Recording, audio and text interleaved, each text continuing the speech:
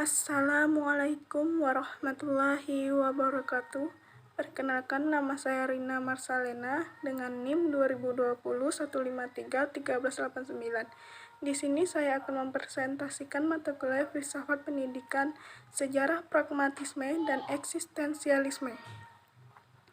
Pragmatisme adalah suatu filsafat tentang kehidupan manusia, maka setiap bidang kehidupan manusia menjadi bidang penerapan dan filsafat yang satu ini karena metode yang dipakai sangat populer untuk dipakai dalam mengambil keputusan, melakukan tindakan tertentu, dan menjadi populer. Filsafat yang berkembang di Amerika pada abad ke-19 ini sekaligus menjadi filsafat khas Amerika dengan tokoh-tokohnya seperti Charles Sanders Peirce, William James, dan John Dewey menjadi sebuah aliran pemikiran yang sangat mempengaruhi segala bidang kehidupan Amerika. Namun filsafat ini akhirnya menjadi lebih terkenal sebagai metode dalam mengambil keputusan, melakukan tindakan tertentu, atau yang menyangkut kebijaksanaan. Lebih dari itu, karena filsafat ini merupakan filsafat yang khas Amerika, ia dikenal sebagaimana suatu model pengambilan keputusan, model bertindak, dan model praktisme Amerika bagi kaum pragmatisme untuk mengambil tindakan tertentu.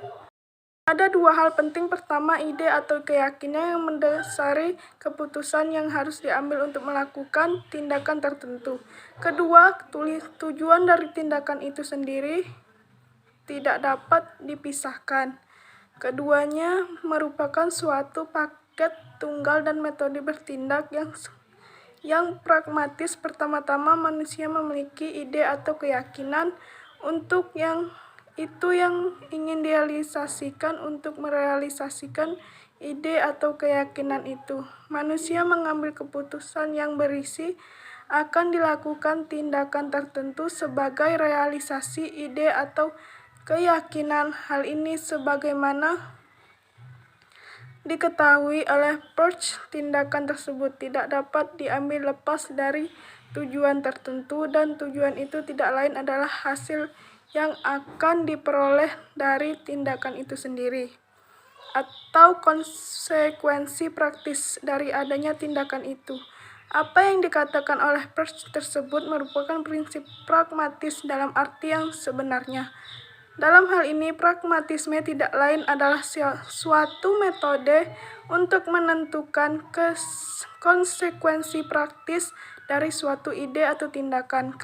Karena itulah, pragmatisme diartikan sebagai suatu filsafat tentang tindakan. Itu berarti bahwa pragmatisme bukan merupakan jawaban terakhir atas masalah-masalah filosofis. Pragmatisme hanya berusaha menentukan konsekuensi praktis dari masalah-masalah itu, bukan memberikan jawaban final atas masalah-masalah itu.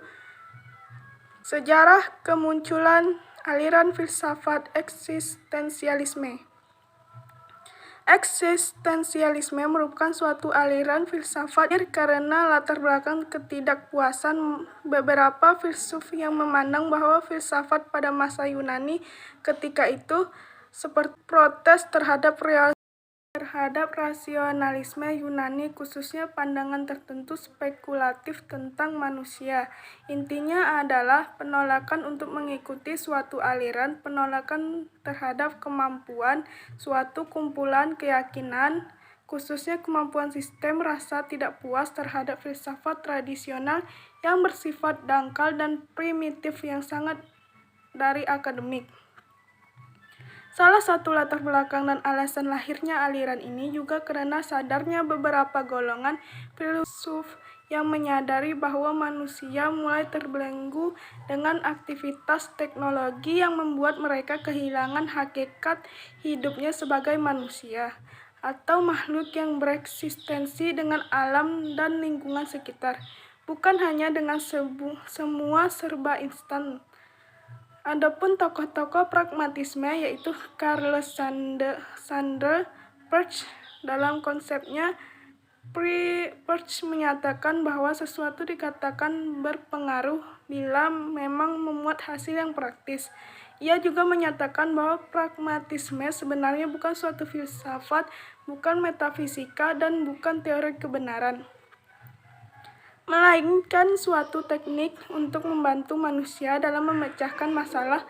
Dari kedua pernyataan itu tampak Peirce ingin menegaskan bahwa pragmatisme tidak hanya ilmu yang bersifat teori dan mempelajari hanya untuk bersifat serta mencari kebenaran juga, bukan metafisika.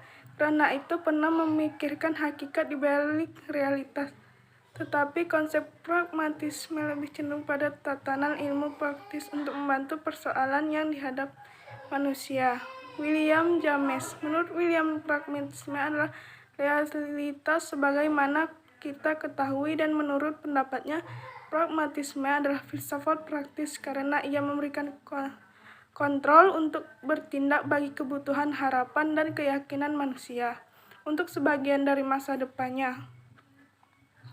3. John Steele mengatakan bahwa tugas filsafat adalah memberikan pengarahan bagi perbuatan nyata. Steele suka menyebut sistemnya dengan istilah instrumentalisme. Dalam teori intinya, Dewey mengembangkan filsafat sebagai berikut. Situasi keliling kita itu sebagai pengalaman pertama merupakan situasi indeterminate, maka dengan berpikir reflektif situasi tersebut menjadi indeterminate atau refleksi kita, karena filsafat harus berpijak pada pengalaman dan pengelolaannya secara aktif, kritis. Dengan demikian, filsafat akan dapat menyusun sistem norma-norma dan nilai-nilai konsep pandangan yang ditawarkan pragmatisme dan eksistensialisme, yaitu terkait dengan guru dan siswa.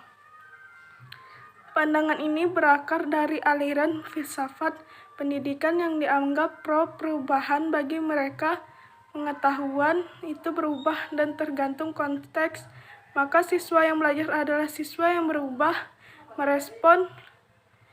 berusaha merespon konteks hidupnya agar bisa hidup lebih baik.